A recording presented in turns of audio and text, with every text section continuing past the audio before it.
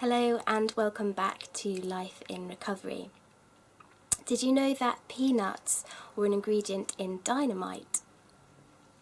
This video is going to be about how to increase and progress your gym workouts if you've been suffering with a chronic illness or been bedbound or just are trying to get fit and healthy.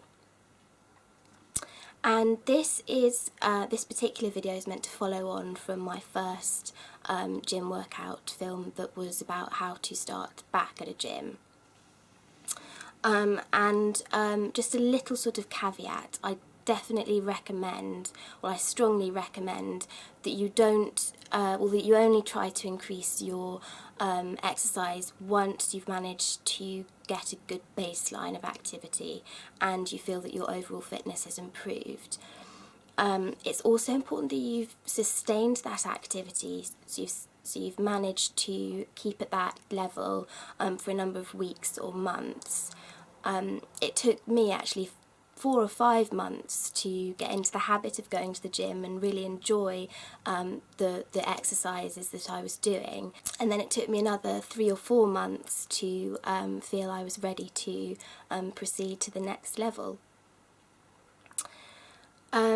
The way I actually went about sort of stepping up a gear was I booked a refocus session with a personal trainer at my gym, and I felt this was really important because the trainer would be an expert and he was able to guide me and give me feedback as well. He was the personal trainer who actually did my initial routine, and I hadn't seen him for about 8 months or so, and I think it was really quite a shock to me to see how delighted he was and to see how surprised he was by the improvements that I'd been able to make, and it helped me gain a bit of perspective, and I think that's an important thing to take away from your gym workouts. They're not only going to be benefiting your physical health,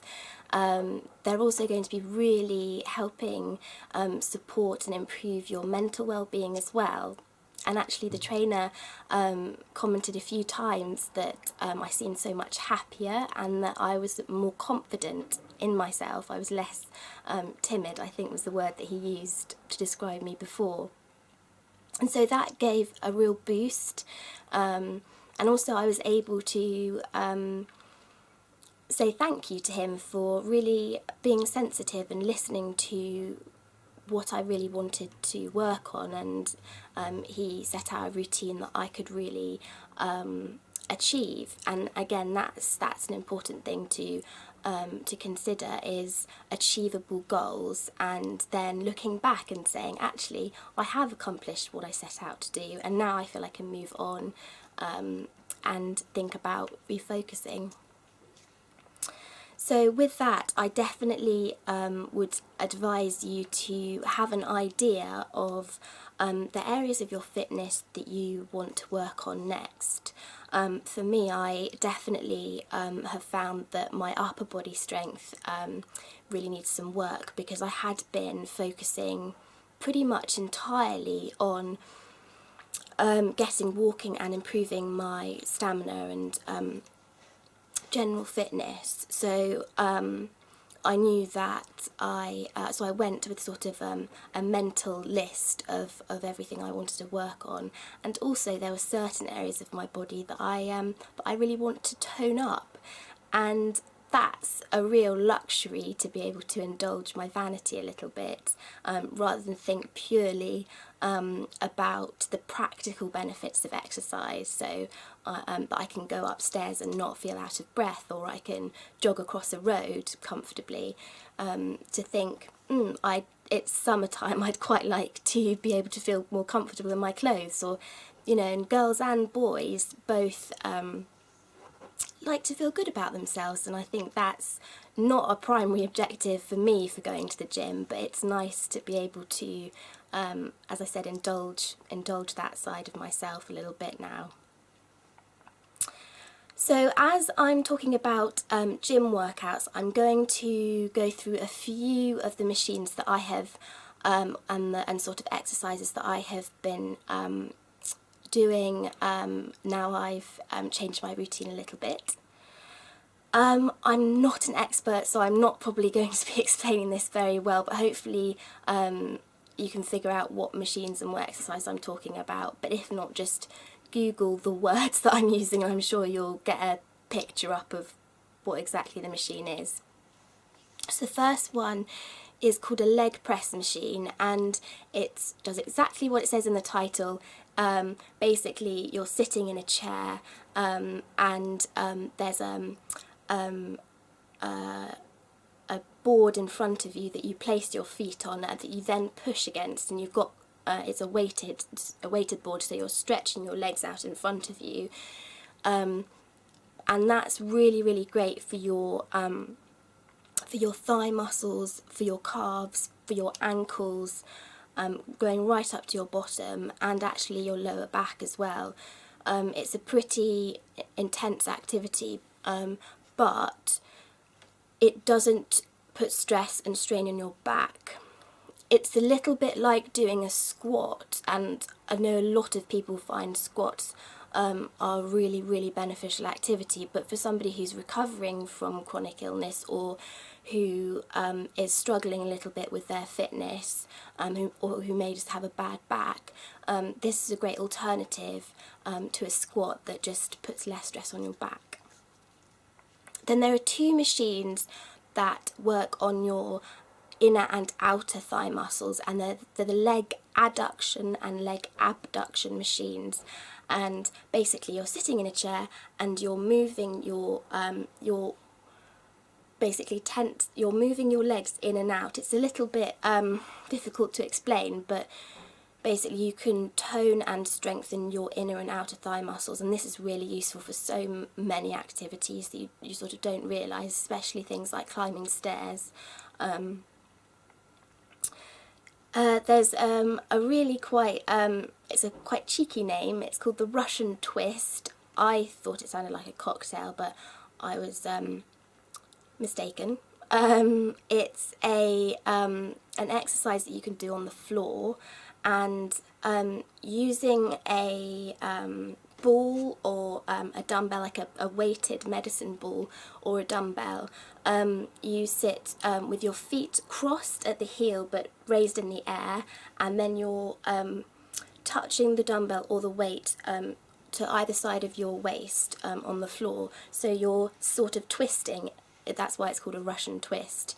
And this builds your core muscles and the muscles around your back and your spine, so it's really great for building up your sort of chest area, your torso, and yeah, your core muscles. And then moving higher up your body to your arms and your shoulders and back. I'm doing quite a lot of upper body work. As I said, I did want to work on that mainly. And I use a big weight system, doing dips, which is great for your arms, and chin-ups as well. They're pretty brutal, but as long as you have someone with you to guide you through the first few times you do it, and to just again assist you with exactly what weight measurement you should be using and how many reps you should be doing, you'll be fine. Now just a few general guidelines about sort of gym workouts is with repetitions and sets, it's really important to think about quality over quantity. So control your reps, don't do them really quickly. You want to have some sort of tension going on. Increase your repetitions when it's comfortable. Don't overstretch yourself. It's no use doing an hour's workout and then just feeling terrible for another 2 weeks, not being able to go to the gym. 20 minutes a few times a week is really a good start. Also, it's Obviously still important, it's even more important to stay hydrated during your workouts. I always carry a big bottle of water with me around in the gym and take regular slurps of it. Even if you're not feeling thirsty, you're going to be sweating more, so you're going to need to replace that water. And in the same vein, eating a banana after a workout is quite useful. It replaces sugars and salts that you've lost while sweating, including things like electrolytes. I don't advocate those energy bars or those energy drinks, but a banana is a really great sort of natural alternative to those. Well, I hope you found this video helpful, and if you have any questions or comments, then all the links to finding Life in Recovery are in the description bar below, and there's also a comment section underneath this video. There is a subscribe button somewhere, and if you'd like to get videos sent straight to your inbox whenever they go live, then hit that button. I'd really appreciate it. I'm just going to leave you with this quote from Muhammad Ali, who is a former world heavyweight champion boxer. And he says, "Champions aren't made in gyms. Champions are made from something they have deep inside them. A desire, a dream, a vision. They have to have the skill and the will, but the will has to be stronger than the skill." Thank you so much for watching, and until next time, goodbye.